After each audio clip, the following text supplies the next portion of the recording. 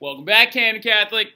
Ow! It's been a long time, right? Well, it has been a hot minute since our last flips and stuff, just due to the fact that we've had so many tests lately, things like that. You know, PSATs ran you through the ringer a little bit. However, let's get back into where we left off in class, right? We stopped talking right after the founding myth of Rome, right? About the prophecy that they would overthrow their uncle, and so he stuck him in a basket and blah blah blah blah blah blah.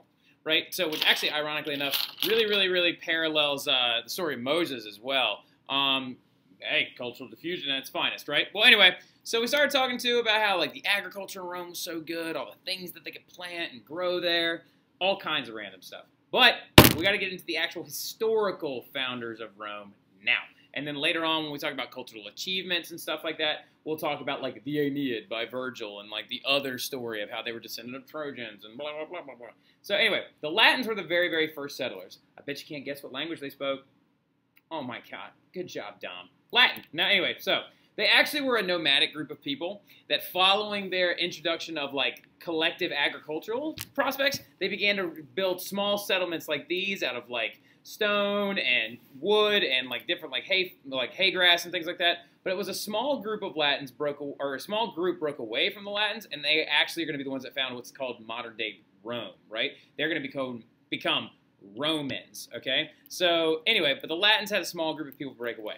So Rome was founded on the banks of the Tiber River, right? On a hill, actually, right there, overlooking the Tiber River. So the settlement grew, and it would actually eventually cover those 7 hills of Rome that we talked about with Romulus and Remus, right? So the big reason why they actually grew it on top of hills was to protect from floodwaters when the Tiber would seasonally actually flood, right? Which actually was a big help for their farming, actually, as well, because it left behind silt, which had a lot of volcanic ash in it, which was a very good fertilizer from Mount Vesuvius upstream, right? So continuing forward, though, this is a city map, but nearby there was a group of people that they had a lot of conflicts with early on, right? And they're called the Etruscans, right? The Etruscans. So the original Romans are going to settle here, and the Etruscans were on the other side of the banks of the Tiber River. And right here is the Tiber River. I took this picture when I was in Rome. Just saying. And then this right here is my wife, and she's doing a handstand on top of Palatine Hill in the Forum of ancient Rome. So anyway, now, really quick as well, this is a city map actually showing you the different hills. 1, 2, 3, 4, 5, 6, and 7, Capitoline Hill. Capitoline Hill is actually the one where the emperor actually lived, right, and where the government functioned. And then Palatine, oh wait, no, take that back. Palatine Hill is the one where the emperor actually lived. And then Capitoline Hill was actually where the Temple of Jupiter was, and was the political center of Rome, right? Then you have several other hills on the outside, Aventine Hill that actually looked directly over the water. And now, continuing forward, though, the Etruscans. We're going to talk about them a little bit, right? So, the Etruscans created city-states to the north of Rome, right? They were a separate group of people that also lived in Italy, right? So, the Etruscans are very influential people when it comes to the Romans, all right? Due to the fact that they traded with the Greeks and actually shared one another's culture, right? So, Greeks and Etruscans were very similar, culturally speaking. They actually traded with the Greeks so much that they took a lot of their musical instruments, a lot of their clothing, a lot of different things like laurel wreaths and things they could plant, agricultural products. They even came up with the walls around Rome and actually ruled over Rome from 753 to 509 BC. So that's during the period of Etruscan occupation, right? So the Romans were controlled by the Etruscans, and the Etruscans actually erected the walls that actually circled Rome as a defensive position and also to keep the Romans in line from 753 to 509 BC. And there's an entire story that you got to remind me to tell you tomorrow. Don't let me forget to tell you tomorrow. It's a story of why the Romans finally dared to break away from the Etruscan rulers, right? But the Etruscans are going to expel the Romans are going to expel the Etruscans eventually and create their own state, right? Don't let me forget to tell you the story of why, all right? The story of why. It has to do with the Sabine woman.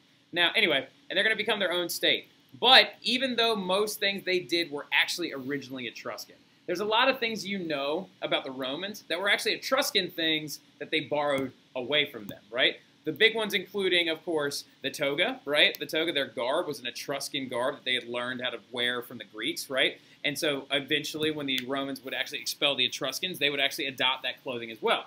Their alphabet, which they had got from training with the Phoenicians as well as the Greeks, was actually an Etruscan alphabet that the Romans would then adopt and use. And then this thing, too. Write this down. It's called the fasces, F-A-S-C-E-S, fasces, which was a symbol of power. Etruscan leaders would have this thing at the front of their parades and showing it's a wooden rods around an axe, right? And the fasces was a symbol of power and a symbol of the leader and would eventually become the symbol of the emperors of Rome, right? So, continuing forward. Then we've got Roman conquest of Italy, right? So when all of you are thinking of Rome, let's back it up here a little bit so you can see what I'm talking about. You're usually thinking of the modern-day city of Rome, right? Just this little area right here, and the city outskirts usually go to about right there. But here's the thing.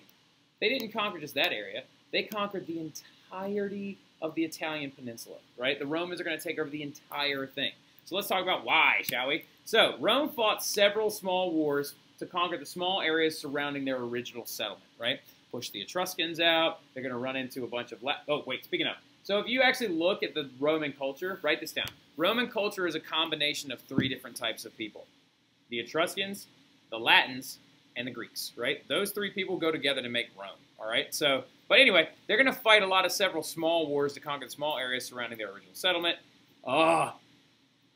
Cincinnatus and the Equi, right? So now, the Equi was actually a very small, last-standing tribe on the outskirts of Rome, and they are going to proclaim their first dictator, that of Cincinnatus, the first true dictator of Rome, right? Military dictator as well. Or anyway, so if you look at this right here, this is actually a statue of Cincinnatus, and so Cincinnatus was elected the first dictator of Rome, which actually became a very, very prominent symbol in Roman government, that during times of war, they would elect a dictator to lead their army, a general, a great general. And what was supposed to happen is the dictator is supposed to let go of rule and give it back to the people of Rome, right? Well, this was all modeled off the mythical man Cincinnatus. Cincinnatus was just a farmer, right? And when the Romans were struggling to push out this last standing tribe of the Equi, guarantee you I'm mispronouncing that. 100% guarantee you I'm mispronouncing it. Never actually looked up the phonetic spelling of it. So they actually approached Cincinnatus while he was farming. That's why he has a plow right there. And they said, sir, we need someone to lead us. We need someone to lead our army. And Cincinnatus just wiped his brow with a rag, put it in his pocket, and then went to lead Rome to conquest almost the entirety of Italy. Oh, this is ridiculous, all right? And this right here, you can see, is carrying the what? The fasces. Very nice, the fasces, right? So that is Cincinnatus in his conquest of Rome. All right, we are going to stop right there. All right, we're stopping right there. This flip tonight's not too long, right? So we got some good information in there. Talked about the establishment of Rome, where it was, the Latins, and now they're the originals, the Etruscans, the things they borrowed from them, right? We're going to stop right there. We don't need to go crazy long and in-depth into this. So the reason why is because tomorrow I have to tell you about the Gaul invasion. All right, so after Cincinnatus, though, and his expulsion of this tribe right here, the Romans would go on to take over the entire Italian peninsula, right? And they would actually later break it up into several different provinces and then elect governors to lead each of those provinces. But we'll get to that later, all right? So y'all have a great evening, Camden Catholic. I really appreciate y'all doing so well on everything. Again, shout out to my third period as well for being so awesome with the shadows there today. That was great, but I'll see you guys later, all right? Have a good evening.